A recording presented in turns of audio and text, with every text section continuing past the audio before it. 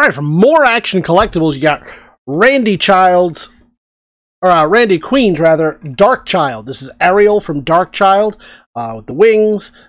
Easy arm right there, and do not worry about the extra arms. Those are additional arms. They haven't fallen off and they're floating in the package. Those are bonus arms that you're gonna get, as well as this cool base on the bottom. Now the package is about 13 inches up and down.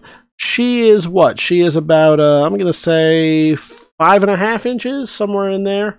You can probably see it better than I can from that angle, but pretty cool piece. Lots of lots of detail, not a lot of articulation. So just like the McFarlane toys of that era, and this era, to be honest, tons of neat detailing work, especially on these arms and those wings. Jean shorts are pretty detailed as well, looking pretty cool. Log heels. Lots of good detail work on that, as well as on this base. Just tough to see under these lights.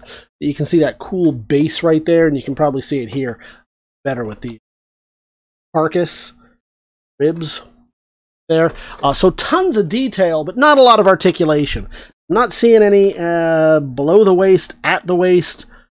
Yeah, so really it looks like just the shoulders, and I don't even think the head. So we're looking at 2 points of articulation, and that's about it, unless you count the wings, which may or may not be. Just be aware of that. It's more of a thing that you sit there and you pose, or you keep it in the packaging and you display it just like this. It looks fantastic that way, especially if you're a fan of the Darkchylde, or Ariel from Darkchylde, and that's exactly what it appears our consignor, or someone before our consignor, did. See that hole there where it was probably tacked to a wall. I do also want to point out there's a little bit of scuff wear and damage right there at the top.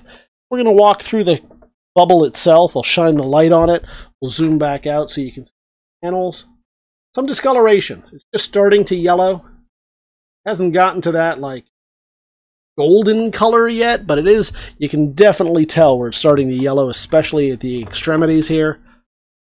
All along there, but I'm not feeling any cracking. Maybe some slight crush wear right here.